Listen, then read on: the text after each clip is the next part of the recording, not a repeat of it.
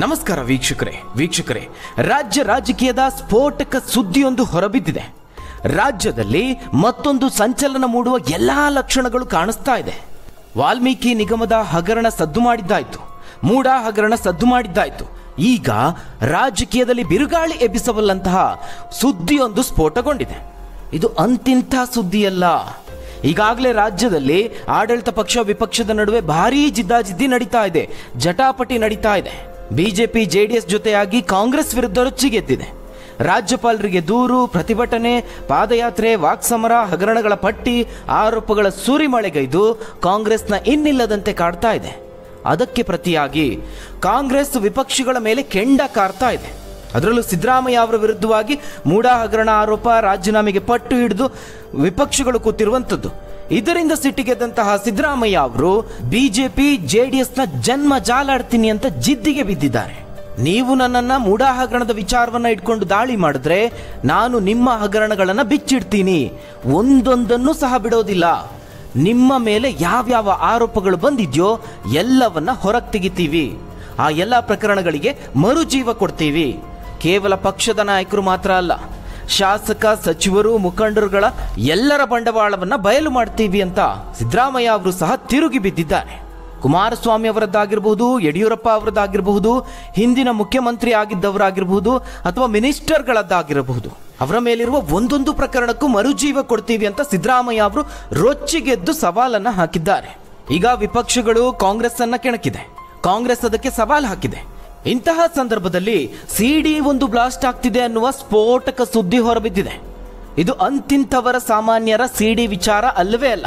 ಸಾಮಾನ್ಯರ ವಿಚಾರ ಆಗಿದ್ರೆ ಅಷ್ಟರ ಮಟ್ಟಿಗೆ ಇದು ಸುದ್ದಿ ಮುನ್ನೆಲೆಗೆ ಬರ್ತಾ ಇರಲಿಲ್ಲ. ಇದು ಕರ್ನಾಟಕದ ಖ್ಯಾತ ರಾಜಕಾರಣಿ, ಪ್ರಭಾವಿ ರಾಜಕಾರಣಿಯದ್ದು.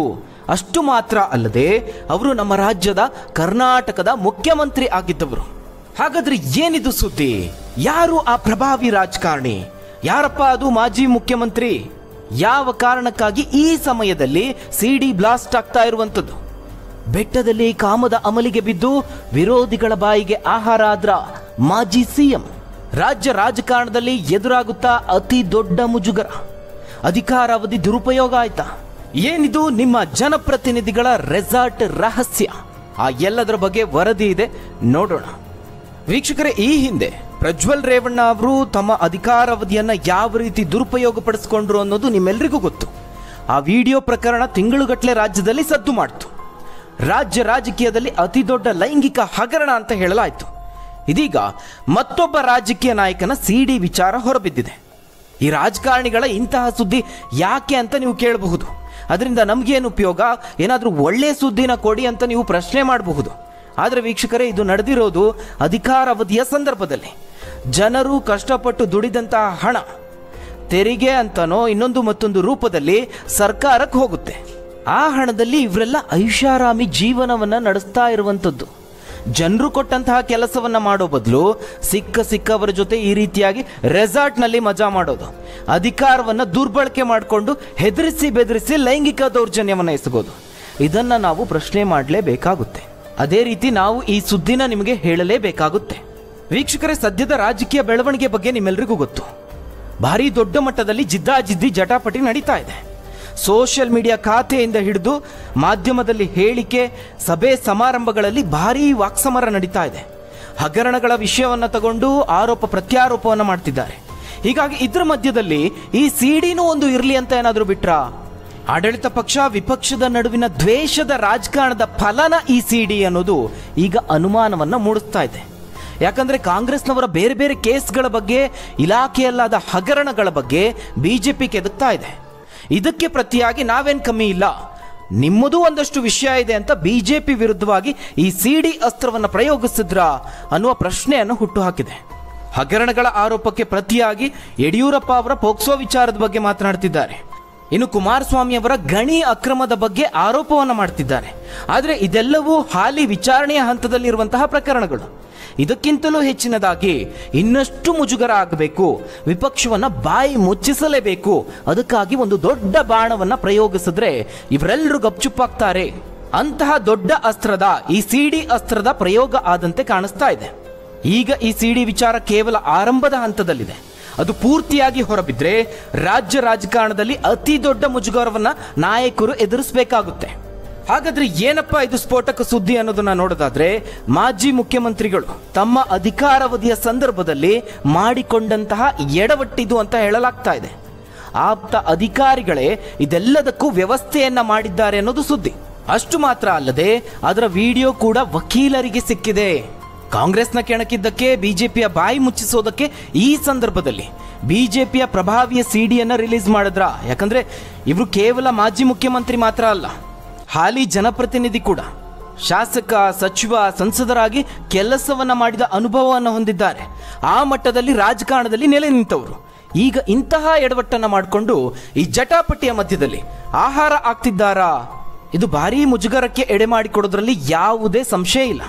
ಹಾಗಾದ್ರೆ ಇದು ನಡೆದಿದ್ದೆಲ್ಲಿ? ಆ ಸಿಎಂ ಅಧಿಕಾರದಲ್ಲಿರುವಂತಹ ಸಂದರ್ಭದಲ್ಲಿ ನಂದಿ ಬೆಟ್ಟದಲ್ಲಿ ಇದೆಲ್ಲದಕ್ಕೂ ವ್ಯವಸ್ಥೆ ಆಗಿತ್ತು. ಅಲ್ಲಿ ಈ ಎಲ್ಲಾ ಘಟನೆಗಳು ನಡೆದಿರೋದು ಅಂತ ವರದಿ ಆಗ್ತಾ ಇದೆ. ಹಾಗಾದ್ರೆ ಈ ವಿಡಿಯೋ ಮಾಡಿದ್ಯಾರು ಅನ್ನೋದು ಮತ್ತೊಂದು ಪ್ರಶ್ನೆಯನ್ನು ಹುಟ್ಟುಹಾಕುತ್ತೆ. ಈಗಾಗಲೇ ಹೇಳಿದ ಹಾಗೆ ವ್ಯವಸ್ಥೆಯನ್ನ ಮಾಡಿದ್ದು ಆಗ ಇದ್ದಂತಹ ಸಿಎಂಗೆ ಆಪ್ತ ಇದ್ದಂತಹ ಅಧಿಕಾರಿಗಳು. ಹಾಗಾದ್ರೆ ಆ ವಿಡಿಯೋವನ್ನ ಅಧಿಕಾರಿಗಳೇ ಮಾಡ್ಕೊಂಡ್ರಾ? ಎಲ್ಲವನ್ನ ಅರೇಂಜ್ ಮಾಡಿ ಮಾಜಿ ಸಿಎಂಗೆ ಕೆಡ್ಡ ತೋಡಿದ್ರಾ? ಅಥವಾ ಪ್ರಜ್ವಲ್ ರೇವಣ್ಣ ಅವರ ರೀತಿಯಲ್ಲಿ ನೆನಪಿಗೋಸ್ಕರ ಇರ್ಲಿ ಅಂತ ಸ್ವತಃ ಮಾಜಿ ಸಿಎಂ ಈ ವಿಡಿಯೋಗಳನ್ನ ಮಾಡಿಸಿ ಇಟ್ಟುಕೊಂಡಿದ್ದರಾ? ಈ ಎಲ್ಲ ಗೊಂದಲಗಳಿಗೆ ಉತ್ತರ ಇನ್ನಷ್ಟೇ ಸಿಗಬೇಕಾಗಿದೆ. ಆದ್ರೆ ವಿಡಿಯೋ ಮಾತ್ರ ಈಗ ಹೊರಬಿದ್ದಿದೆ. ಈಗಾಗಲೇ ಅದನ್ನ ಕೆಲವರು ನೋಡಿ ತಮ್ಮ ತಮ್ಮ ಅಭಿಪ್ರಾಯವನ್ನ ಸೋಷಿಯಲ್ ಮೀಡಿಯಾಗಳಲ್ಲಿ ಬರೆದುಕೊಳ್ತಿದ್ದಾರೆ. ವಕೀಲರೊಬ್ಬರು ಈ ಬಗ್ಗೆ ಸಂಪೂರ್ಣ ದಾಖಲೆಯನ್ನ ಕಲೆ ಹಾಕಿದ್ದಾರೆ ಅನ್ನೋದು ಮಾಹಿತಿ. ಅಷ್ಟು ಮಾತ್ರ ಅಲ್ಲದೆ ಮಹಿಳೆಯೊಬ್ಬರು ವಕೀಲರನ್ನ ಭೇಟಿ ಮಾಡಿದ್ದಾರಂತೆ, ಅದು ಕೂಡ ಇದೇ ಸಂಬಂಧ. ಈ ಎಲ್ಲಾ ದಾಖಲೆ ಸಮೇತವಾಗಿ ಸುಪ್ರೀಂ ಕೋರ್ಟ್ಗೆ ಹೋಗ್ತಾರೆ ಅಂತ ಆ ವಕೀಲರು ಹೇಳಿದ್ದಾರೆ. ದೇಹ ಸುಖಕ್ಕೋಸ್ಕರ ಎಲ್ಲೋ ಹೋಗಿ ಮಲ್ಕೊಂಡು ಅದು ಅವ್ರ ಪ್ರೈವೇಟ್ ಇರ್ಬೋದು, ಅವ್ರು ಯಾರ ಜೊತೆ ಅವರ ದೇಹ ಸುಖವನ್ನು ಮಾಡ್ಕೊಂಡ್ರು ಕೂಡ ಕೇಳೋ ಅಧಿಕಾರ ನನಗೇ ಅಲ್ಲ. ಅವ್ರ ಹೆಂಡತಿಗೆ ಬಿಟ್ಟು ಯಾರಿಗೂ ಇಲ್ಲ. ಪ್ರಪಂಚದಲ್ಲಿರೋ 880 ಕೋಟಿ ಜನರಿಗೆ ಯಾರಿಗೂ ಇಲ್ಲ ಆ ಎಕ್ಸ್ಎಂ ಅನ್ನ ಪ್ರಶ್ನೆ ಮಾಡಕ್ಕೆ. ಈ ಇದರಲ್ಲಿ ಒಂದು ಹುಡುಗಿರಲ್ಲ, ಸಾಕಷ್ಟು ಹೆಣ್ಮಕ್ಳಿದ್ದಾರೆ ಅನ್ನೋದು ವಿಚಾರ. ಇನ್ನು ವಿಡಿಯೋ ವಿಚಾರಕ್ಕೆ ಬಂದ್ರೆ, ಆರಂಭದಲ್ಲಿ ಇದೇ ರೀತಿಯಾಗಿ ಸಣ್ಣ ಪ್ರಮಾಣದಲ್ಲಿ ಒಂದು ಕಿಡಿಯನ್ನ ಹೊತ್ತಿಸಿ ಬಿಡ್ತಾರೆ. ಅದು ಕಾಡ್ಗಿಚ್ಚಿನಂತೆ ಎಲ್ಲಾ ಕಡೆ ವೈರಲ್ ಆಗುತ್ತೆ. ಈ ಹಿಂದಿನ ಸಿಡಿ ವಿಚಾರಗಳಲ್ಲೂ ಕೂಡ ಅದೇ ರೀತಿ ಆಗಿದ್ದು. ಇತ್ತೀಚಿನ ಪ್ರಜ್ವಲ್ ರೇವಣ್ಣ ವಿಚಾರವನ್ನೇ ತಗೊಳ್ಳಿ. ಆರಂಭದಲ್ಲಿ ಪೆನ್ ಡ್ರೈವ್ ಇದೆಯಂತೆ ಅನ್ನುವಂತಹ ಸುದ್ದಿ ಬಂತು. ಸೋಷಿಯಲ್ ಮೀಡಿಯಾಗಳಲ್ಲಿ ಸ್ಕ್ರೀನ್ ಶಾಟ್ ಸಮೇತವಾಗಿ ಹಂಚಿಕೊಳ್ಳಲಾಯಿತು. ಬೇಕು ಅಂತಾನೆ ಅದನ್ನು ಒಂದಷ್ಟು ಜನ ವಿರೋಧಿ ಪಕ್ಷದ ಕಾರ್ಯಕರ್ತರು ವೈರಲ್ ಮಾಡಿದ್ರು. ಅದು ನಂತರದಲ್ಲಿ ದೊಡ್ಡ ಪ್ರಮಾಣದಲ್ಲಿ ವೈರಲ್ ಆಯಿತು. ಅದೇ ರೀತಿಯಾಗಿ ಈಗ ಈ ಒಂದು ಸಿಡಿ ವಿಚಾರ, ಪ್ರಭಾವಿಯ ಸಿಡಿ ವಿಚಾರ, ಖ್ಯಾತ ರಾಜಕಾರಣಿಯ ಸಿಡಿ ವಿಚಾರ ಆರಂಭದ ಹಂತದಲ್ಲಿದೆ. ಹಲವರು ಈಗಾಗಲೇ ಇದಕ್ಕೆ ಪ್ರತಿಕ್ರಿಯೆಯನ್ನು ವ್ಯಕ್ತಪಡಿಸುತ್ತಿದ್ದಾರೆ. ಏನಪ್ಪಾ ಇದು ಅಸಹ್ಯ, ಇನ್ನೂ ಏನೇನೆಲ್ಲ ನೋಡ್ಬೇಕು ನಾವು, ನಮ್ಮ ಜನಪ್ರತಿನಿಧಿಗಳು ಅಂತ ಹೇಳ್ಕೊಳ್ಳೋಕ್ಕೂ ನಾಚಿಕೆ ಆಗ್ತಾ ಇದೆ, ನಮ್ಮ ಕರ್ನಾಟಕದ ಮಾನ ಮರ್ಯಾದೆಯನ್ನು 3 ಕಾಸಿಗೆ ಹರಾಜು ಹಾಕ್ತಿದ್ದಾರೆ ಅಂತ ಜನ ಈಗ ಕೆಂಡಾಮಂಡಲ ಆಗ್ತಿದ್ದಾರೆ. ಕೆಲವೇ ತಿಂಗಳ ಹಿಂದಷ್ಟೇ ಪ್ರಜ್ವಲ್ ರೇವಣ್ಣ ಅವರ ಪ್ರಕರಣ ಆಯಿತು. ತಿಂಗಳುಗಟ್ಟಲೆ ಅದು ಸದ್ದು ಮಾಡಿತ್ತು. ಇನ್ನು ರಾಜಕೀಯವಾಗಿ ದೊಡ್ಡ ಪ್ರಮಾಣದಲ್ಲಿ ಅದು ಪ್ರಭಾವ ಬೀರಿತ್ತು. ಅದರಲ್ಲೂ ಕಾಂಗ್ರೆಸ್ಗಂತೂ ಇದು ಭೂರಿ ಭೋಜನ ಅಂತಲೇ ಹೇಳ್ಬೋದು. ದೊಡ್ಡ ಅಸ್ತ್ರವಾಗಿ ಲೋಕಸಭೆಯ ಚುನಾವಣೆಯಲ್ಲಿ ಬಳಸಿಕೊಳ್ತು. ಇದಾದ ನಂತರದಲ್ಲಿ ಸೂರಜ್ ರೇವಣ್ಣ ಅವರದ್ದು ಇದು ಸಹ ರಾಜ್ಯ ರಾಜಕಾರಣದಲ್ಲಿ ಬಿರುಗಾಳಿಯನ್ನ ಎಬ್ಬಿಸಿತು. ಸುಮಾರು ಸತತವಾಗಿ 2-3 ತಿಂಗಳು ವಿಪಕ್ಷಗಳಿಗೆ ಭಾರೀ ಮುಜುಗರ ಆಯಿತು. ಇದಾದ ನಂತರದಲ್ಲಿ ಹಗರಣಗಳು ಒಂದೊಂದೇ ಬರೋದಕ್ಕೆ ಶುರುವಾಯಿತು. ಆಡಳಿತ ಪಕ್ಷದ ಸರದಿ ಬಂತು. ಈಗ ತುಂಬಾ ದಿನ ಆಯ್ತಲ್ಲ, ಒಂದು ಸ್ವಲ್ಪ ಗ್ಯಾಪ್ ನಂತರದಲ್ಲಿ ಈ ಸಿಡಿ ಒಂದು ಇರಲಿ ಅಂತ ಬಿಟ್ರಾ ಗೊತ್ತಿಲ್ಲ. ಯಾಕಂದ್ರೆ ರಾಜಕಾರಣಿಗಳ ತೆರೆಮರೆಯ ಆಟ ಅಷ್ಟು ಸುಲಭವಾಗಿ ಗೊತ್ತಾಗೋದಿಲ್ಲ. ರಾಜಕೀಯವಾಗಿ ಈ ಸಿಡಿ ಎಷ್ಟರ ಮಟ್ಟಿಗೆ ಪ್ರಭಾವ ಬೀರುತ್ತೆ ಅನ್ನೋದು ನಿಮ್ಮೆಲ್ಲರಿಗೂ ಈಗಾಗಲೇ ಗೊತ್ತು. ಬಹುತೇಕ ಸಂಪೂರ್ಣವಾಗಿ ಅವರ ರಾಜಕೀಯ ವರ್ಚಸ್ಸನ್ನೇ ಕುಗ್ಗಿಸಿಬಿಡುತ್ತೆ. ಎಷ್ಟೋ ಜನ ಈಗಾಗಲೇ ಮೂಲೆ ಗುಂಪಾಗಿದ್ದಾರೆ. ಇನ್ನು ಪಕ್ಷದಲ್ಲಂತೂ ಅವರಿಗೆ 3 ಕಾಸಿನ ಬೆಲೆ ಇರೋದಿಲ್ಲ. ಪಕ್ಷದಲ್ಲಿ ತಮ್ಮ ಪ್ರತಿಸ್ಪರ್ಧಿಗಳಿಗೆ ಸೈಡ್ ಲೈನ್ ಮಾಡೋದಕ್ಕೆ ಒಂದು ಪ್ರಬಲವಾದಂತಹ ಕಾರಣ ಸಿಗುತ್ತೆ. ಮತ್ತೊಂದು ಕಡೆ ಅಧಿಕಾರದಲ್ಲಿದ್ದರೆ ಪ್ರತಿಪಕ್ಷಗಳು ಬಿಡೋದಿಲ್ಲ. ಹೀಗಾಗಿ ದೊಡ್ಡ ಮಟ್ಟದ ಹಿನ್ನಡೆಯನ್ನು ಅನುಭವಿಸಬೇಕಾಗುತ್ತೆ. ಕೆಲವು ವರ್ಷಗಳ ಹಿಂದೆ ರಮೇಶ್ ಜಾರಕಿಹೊಳಿ ಅವರ ವಿಚಾರದಲ್ಲೂ ಅದೇ ರೀತಿ ಆಯಿತು. ರಾಜಕೀಯ ಪ್ರಭಾವ ಇದ್ರೂ ವೈಯಕ್ತಿಕ ವರ್ಚಸ್ಸಿಗೆ ಧಕ್ಕೆ ಆಯಿತು. ಇನ್ನು ಯಡಿಯೂರಪ್ಪ ಅವರನ್ನ ಈ ಇಳಿ ವಯಸ್ಸಿನಲ್ಲಿ ಪೋಕ್ಸೋ ಪ್ರಕರಣ ಒಂದು ಕಪ್ಪು ಚುಕ್ಕೆಯಾಗಿ ಪರಿಣಮಿಸಿದೆ. ಇತ್ತೀಚೆಗೆ ಸಿದ್ದರಾಮಯ್ಯ ಅವರು ಮೂಡಾ ಹಗರಣದ ಆರೋಪಕ್ಕೆ ತಿರುಗೇಟು ಕೊಡಬೇಕಾದಾಗ ಯಡಿಯೂರಪ್ಪ ಅವರ ವಿಚಾರವನ್ನ ಇಟ್ಕೊಂಡ್ರು. ಪೋಕ್ಸೋ ಪ್ರಕರಣ ಇಟ್ಕೊಂಡವರು ನನ್ನ ವಿರುದ್ಧ ಮಾತಾಡ್ತಾರೆ ಅನ್ನುವ ಮಾತುಗಳನ್ನಾಡಿದ್ರು. ಈ ರೀತಿಯ ಮಾತುಗಳನ್ನು ಕೇಳಬೇಕಾಗುತ್ತೆ. ಇನ್ನು ಪ್ರಜ್ವಲ್ ರೇವಣ್ಣ, ಸೂರಜ್ ರೇವಣ್ಣ ವಿಚಾರ ನಿಮ್ಮೆಲ್ರಿಗೂ ಗೊತ್ತಿದೆ. ಇಡೀ ರೇವಣ್ಣ ಕುಟುಂಬದವರ ರಾಜಕೀಯ ವರ್ಚಸ್ಸೇನಾಯ್ತು? ಮುಂದಿನ ದಿನಗಳಲ್ಲಿ ಪ್ರಜ್ವಲ್ ರೇವಣ್ಣ ಅವರು ತಮ್ಮ ರಾಜಕೀಯ ಜೀವನವನ್ನೇ ಮರೆತು ಬಿಡಬೇಕಷ್ಟೇ. ಅದಕ್ಕಿಂತ ಮೊದಲು ಅವರು ಪ್ರಕರಣದಿಂದ ಹೊರಬರಬೇಕು. ಈಗಾಗಲೇ ಅವರ ವಿರುದ್ಧವಾಗಿ ಚಾರ್ಜ್ ಶೀಟ್ ಸಲ್ಲಿಸಲಾಗಿದೆ. ಅತ್ಯಾಚಾರ ನಡೆದಿದ್ದು ನಿಜ, ಆ ವಿಡಿಯೋಗಳೆಲ್ಲ ನಿಜ ಅಂತ SIT ಚಾರ್ಜ್ ಶೀಟ್ನಲ್ಲಿ ಉಲ್ಲೇಖ ಮಾಡಿದೆ. ಈಗ ಸದ್ಯಕ್ಕೆ ಆ ಮಾಜಿ CM ಯಾರಿದ್ದಾರೆ ಅವರ ವಿಡಿಯೋ ವೈರಲ್ ಆಗುತ್ತೆ ಅನ್ನೋದು ಭಾರಿ ಸುದ್ದಿ ಆಗ್ತಾ ಇದೆ. ಇದನ್ನು ರಿಲೀಸ್ ಮಾಡಿದ್ಯಾರು, ಏನೇನೆಲ್ಲ ಇದರ ಹಿಂದೆ ಕೈವಾಡ ಇದೆ, ಅದೆಲ್ಲವೂ ಇನ್ನಷ್ಟೇ ಬಯಲಿಗೆ ಬರಬೇಕು. ನೋಡಿ, ಇವರೆಲ್ಲ ನಿಮ್ಮ ಜನಪ್ರತಿನಿಧಿಗಳು. ಇವೆಲ್ಲವೂ ಬೆಳಕಿಗೆ ಬಂದಿರುವಂತಹ ಹಕ್ಕಿಗಳ ವಿಚಾರ. ಬೆಳಕಿಗೆ ಬರದವು ತುಂಬ ಇದ್ದಾವೆ. ಈ ರಾಜಕಾರಣಿಗಳಿಗೆಲ್ಲ ಈ ಮೂಲಕ ನಾವು ಏನು ಹೇಳೋದಕ್ಕೆ ಬಯಸ್ತೀವಿ ಅಂದರೆ, ಮಜಾ ಮಾಡೋದೇ ನಿಮ್ಮ ಕೈಯಾಲಿ ಅನ್ನೋದಾದರೆ, ಅದೇ ನಿಮ್ಮ ಫುಲ್ ಟೈಮ್ ಕೆಲಸ ಅನ್ನೋದಾದರೆ ದಯವಿಟ್ಟು ಜನಸೇವೆಗೆ ಬರಬೇಡಿ. ನೀವು ರಾಜಕಾರಣದಿಂದ ದೂರ ಇರಿ. ಎರಡನ್ನು ಒಟ್ಟಿಗೆ ಮಾಡ್ತೀವಿ ಅಂತ ಹೊರಡೋದಾದ್ರೆ ನಿಮ್ಮ ಹಣೆ ಬರಹ ಅನುಭವಿಸಿ. ಈಗೇನಾಗ್ತಿದೆ ನೋಡ್ತಾ ಇದ್ದೀರಿ. ಇದಿಷ್ಟು ರಾಜಕೀಯದ ಒಂದಷ್ಟು ಹಸಿ ಬಿಸಿ ಸುದ್ದಿ. ಹಾಗಾದ್ರೆ ಈ ಬಗ್ಗೆ ನೀವೇನಂತೀರಾ? ಈ ಒಂದು CD ಬ್ಲಾಸ್ಟ್ ಆದ್ರೆ ರಾಜ್ಯ ರಾಜಕೀಯದಲ್ಲಿ ಏನೆಲ್ಲ ಬೆಳವಣಿಗೆಗಳು ಆಗಬಹುದು? ತಪ್ಪದೆ ನಿಮ್ಮ ಅನಿಸಿಕೆ, ಅಭಿಪ್ರಾಯವನ್ನು ಕಮೆಂಟ್ ಮೂಲಕವಾಗಿ ತಿಳಿಸಿ.